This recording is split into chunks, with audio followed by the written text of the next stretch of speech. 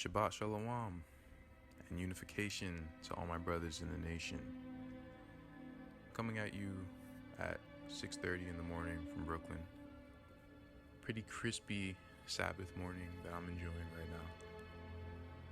I thank you for joining me, and hopefully against our common enemy, against those who oppose growth, righteousness, and critical thinking.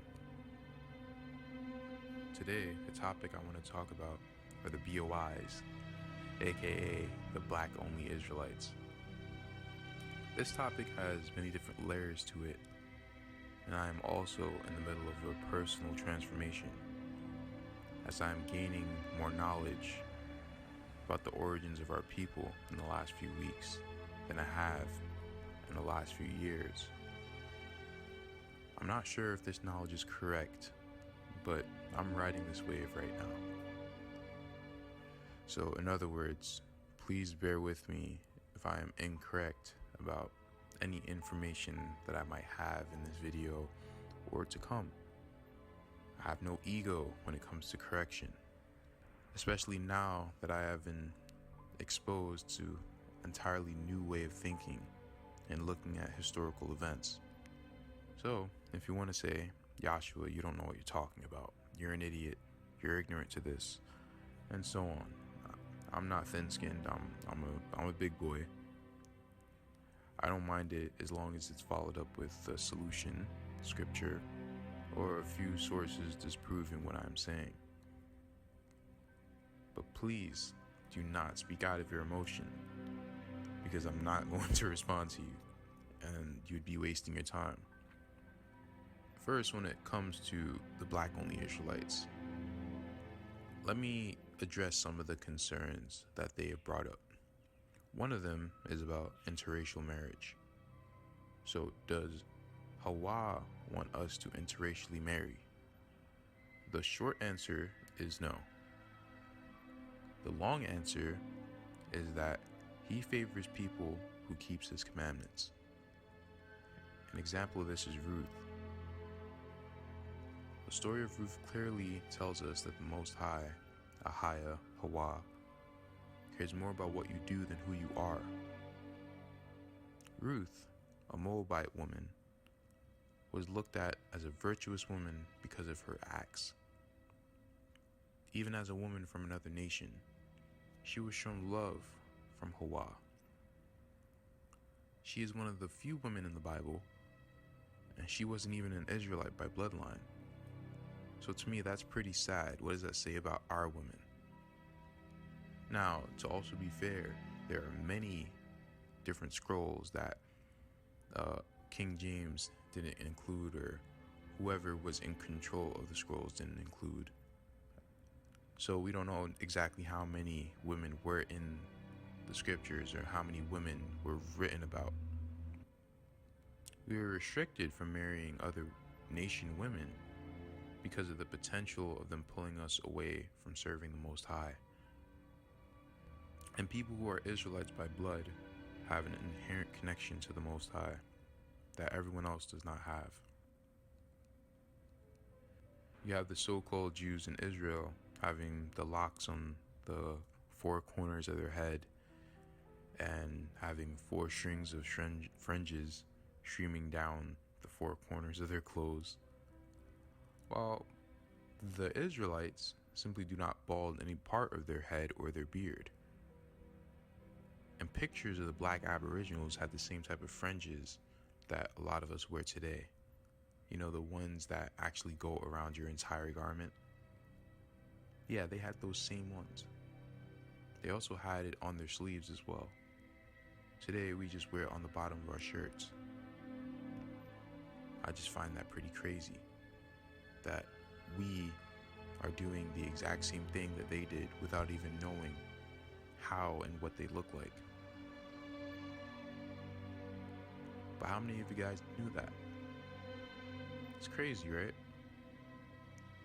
We were able to read something as vague as that interpretation and interpret it correctly because we are his people. It's in our blood, it's in our spirit. We are spiritual beings trapped in a fleshly cage. And they constantly try to keep us in the flesh.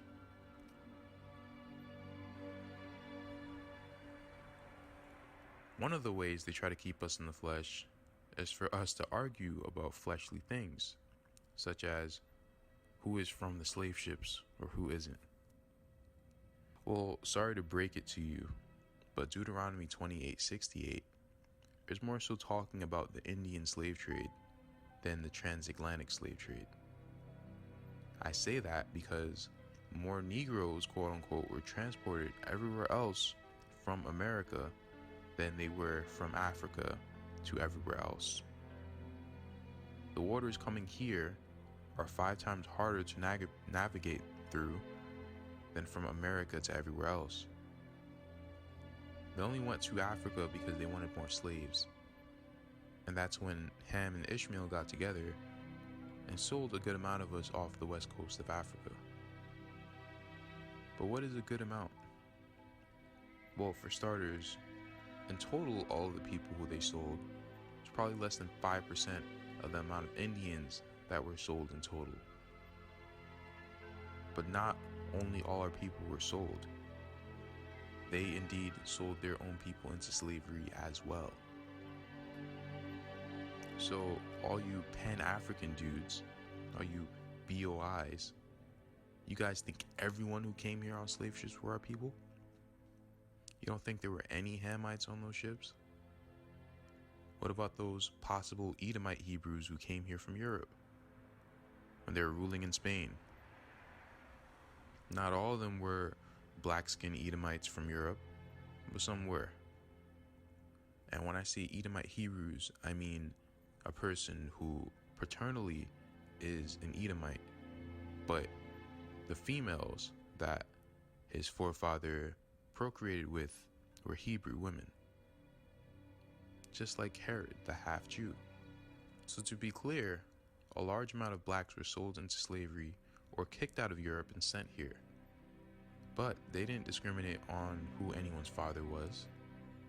A lot of them who came here had last names like Williams, Edinburgh, Greenwich, and so on. Very common black American last names. So let me ask you, how are you so sure about who you are?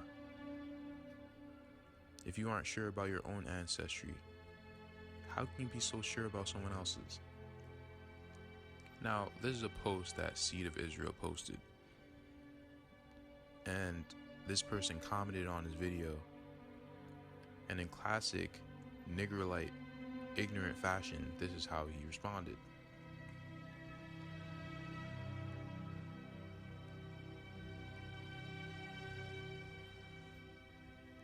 Now, to be fair, there is some truth to his comment. But what's the problem here? Are Hispanics Israelites? The short answer is, as a whole, no. But that's like anything else. As a whole, blacks aren't Israelites either. The long answer is, some absolutely are. And again, that's like anything and anyone else or any other group of people. But my question is, why are Israelites in Africa acceptable, but Israelites in Puerto Rico or the Dominican Republic aren't? Both are mixed race. The issue is that you don't see African Israelites as mixed race, but you see Hispanic Israelites as mixed race.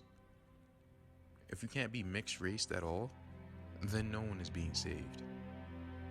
That's why going by someone's paternal lineage makes some sort of sense. But that isn't the end-all be-all either. Because you can only go so far back. I don't care if 10 generations ago, paternally, you were black. What were you 20 generations ago? If you can't trace yourself back to Jacob, I don't want to hear what you have to say about how you absolutely know who you are. No one knows who they are. Nobody. The Romans in ancient Israel and the Spanish, the English, the Portuguese, and the French in modern day Israel. Don't throw stones at me. That's another video. When the Spanish got here, they had bonfires destroying our records while we were furious with anger. But who was really destroying them? Is it them? Or is it the Most High Hawa who destroyed them? But why would our Creator do such a thing? Think about it. If we don't know who each other is, and Hawa is responsible, then we have to rely on Him to show us who each other is. We do it through Him and His laws and understanding.